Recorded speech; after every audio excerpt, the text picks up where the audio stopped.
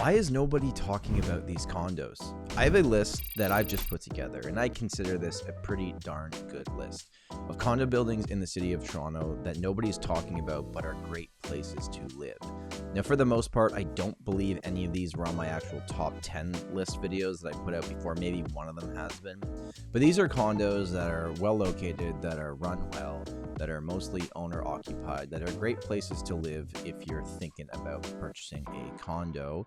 And I want to share it with you. If you like videos like this, make sure to give this a like and get subscribed to the channel. We also run a top real estate team here in the city of Toronto. You can book a call with us in the first link in the description. Some of the most popular videos on this channel are my top 10 condo lists. I've actually made 2 of them. I have an updated one that's more recently done of the buildings that I just think are great options. But there's still so many other good options that don't really get talked about. Like, they don't really get the love they deserve. And some of my early subscribers will remember I also made a top 3 worst condo video, which got me a few legal letters. So we've established that people like lists. So let's just jump right into this. Now, I will say this up front. This is just my opinion. There's no math equation that says that these condo buildings are better than other ones. I've just been doing this long enough. I've been in all these buildings. I have an understanding of why I think they're good. I have clients that have lived in pretty much all of them. And they're buildings that I just don't think get much light shone on them. And I think they're decent options. First on the list is 138 Princess Street, also known as East Lofts. Now, this is walking distance to St. Lawrence Market. It's a boutique building. And in that area, there's a whole bunch of new condos that have gone up. And there's tons of ones that were sold just to investors. I feel like this building's like old enough. Of course, there's renters in it, but end user focused. I don't know. There's just something about it that I personally like. I feel like where it's located, it just doesn't get enough love. Like, if you took this building and put it in the center of King West, everyone would be raving about it. Because it's a little bit east past Yonge Street, I feel like not a lot of people talk about it. 138 Princess, I think, is an awesome option. That building, or maybe 33 Lombard, like if I were to go back and live in that St. Lawrence Market area, those would be the 2 buildings I'd be focused on personally to actually live in. Number 2 on the list is 59 East Liberty.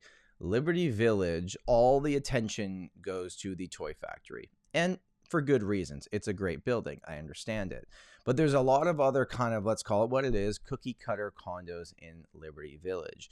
And a lot of them through this condo boom here were sold off to investors. And, you know, I'm not gonna say the buildings I don't like in Liberty Village, but 59, I just think it's well run. I actually know people that are very close to me that are in the real estate industry, and they've chosen to purchase in that building as investments.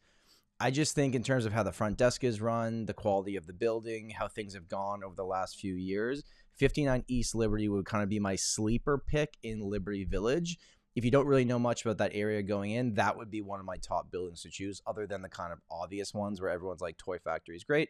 That's true, but 59 East Liberty is a solid option. Next up, we're going to the Fort York area, is 628 Fleet Street. There's a few reasons why I really like this building. First of all, you can walk down to the water really, really easily. You can walk over to Liberty Village. You can walk to King West. It's walking distance to a lot of things, and that area has really come a long way. But more than anything, we have several clients that live there. And what I've noticed with that building specifically, like, you can get 1+ den units that are over 700 square feet and have 2 bathrooms. Like, the floor plans are just really well thought out. It's not these tiny little units. Of course, they have smaller units, but for the most part, what I've seen in there, the 2 beds, the 1 beds, the 1+ dens, they just make sense. Like, the floor plans are just so much better in these buildings. 628 Fleet Street would be my sleeper pick in that zone. Next up is 20 Stewart Street. So this is 1 street back from King and Portland. I talked about 75 Portland on this channel many times. 66 Portland's another really good building, but just not a lot comes up for sale. And then all the attention kind of goes towards the 1 hotel, or what used to be called the Thompson Residence, 55 Stewart Street. But 20 Stewart, there's only, I think, like 59 units in that building. It's very small. The penthouse units traded hands a few times. That was actually the property that they filmed all the scenes for the show Suits. So that was Harvey Specter's condo where they filmed it. Oh, you got a sweet place, dude. Don't ever call me dude. You can look at the old pictures of when it sold. You can tell exactly like the long hallway that they walked down. I just think this building is like hidden away. Not a lot of people know about it. Yes, if you're on one side of the building looking north and you're not high up, you are over the back of like Ruby Soho and all those restaurants there. So it could get a little bit loud. and the parking situation can get a little bit crazy at the back. But I just feel like it's one of those buildings that like no one really talks about because not a lot comes up for sale. But that is a building that I really, really like in King West. Now let's go to Midtown for number 5. And it's 2 buildings combined because they're attached. So we're just going to call it as one. You got 25 Broadway and 70 Roehampton. This is actually where they rebuilt the North Toronto High School. And the developer TRREB rebuilt the high school and then built 2 condos on either sides of it.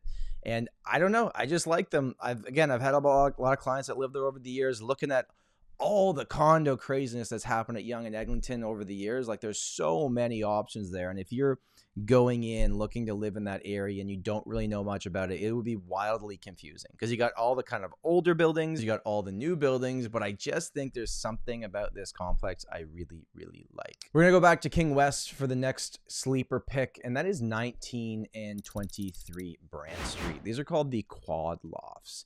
And again, just like I just explained with Yonge and Eglinton, like King West has so many great buildings, a lot of really cool boutique style loft buildings. There's a lot of really, really good options and a lot that actually made my top 10 list for the entire city of Toronto. But these buildings are kind of, again, they're hidden in behind. They're not right on King Street. You can walk by them and never know they're really there in terms of like the little alleyway you have to walk through to get to them. I think the floor plans are super generous. You can get 1+ dens that are well over 800 square feet. The larger units, if you're looking to get into the luxury side of things, they have some really, really great floor plans. All right, next up, we're going to go down to the waterfront. And this might come as a surprise to some people, but it's an older building that's been there for a long, long time, and it's called King's Landing. So it's 460 and 480 Queens Quay. I'll say this up front, it's very expensive to buy in this building. Things don't come up that often for sale. You either get the really big floor plans that have not been renovated that sell for less, but you're probably going to want to do the renovation, or you have the ones that have been absolutely done that sell $2 to $3 million. It's located directly across from the Music Gardens. It's very well run. The average owner in that building would be an older age demographic. And yes, condo fees are high and all the things that we say about these old buildings. But like, if you look at all your different options down there near the waterfront, if you want true space, like real good space, and you want to make it exactly what you want, you want to have a balcony that overlooks the water and the garden, I just think it's a really great building if it's something that you're looking for. Next up, we're going to Yonge and Sheppard. And I feel like I don't talk about this area really much at all in this channel, even though we do quite a bit of business there. And I don't know why I don't. I should more, and that's my fault. But 100 Harrison Gardens is the building I want to talk about. This was, I believe, a 2011 build by TRREB. You'll see a trend here. Quite a few on the list were built by TRREB. Again, there's lots. There is tons of condos at Yonge and Sheppard.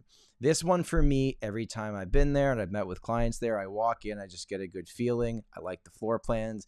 You can see there's a bit of a trend here too in terms of like the date these buildings were built. None of them were really built after 2015 because that's when you got better overall floor plans and more owner-focused buildings. And final 2 on the list, we're going to go to Leslieville for number 9 on the list, and that's 88 Colgate. This is a soft loft building. You got the high ceilings, the brick walls. I just like it. I like it. I think it's a great building. I think it's well run. You can see even in slower markets, that building sells for a pretty good price per square foot. Mostly owner occupied, although there are some investors in there. I just like it. Every time I've been there, I get a good feeling walking in. Maybe most of this list is just like how I feel about these buildings, but I like 88 Colgate. And my final one, and maybe this was on one of my top 10 lists, but I honestly can't remember, is 110 Charles Street East. This is X1 Condos. This is a high-rise building walking to Yorkville area. Every time I've had a listing in this building, just the experience of walking in, talking to the concierge, they've been super friendly. The lockbox situation is really, really easy.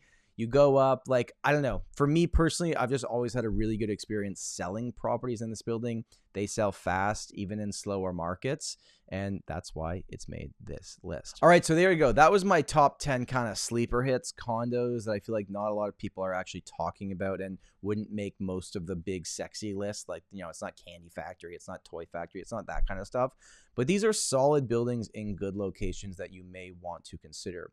But I'd like to know from you, after watching this video, what would you consider like a sleeper pick for great condos in the city of Toronto that not enough people are talking about? Very easy to make a video crap talking all the bad condos. Let's stay positive in this one. Go into the comments. Let me know what buildings do you think are great. This should be on my next version of this video. My name's Tom Storey. Thank you so much for watching. And remember, home is where your story begins.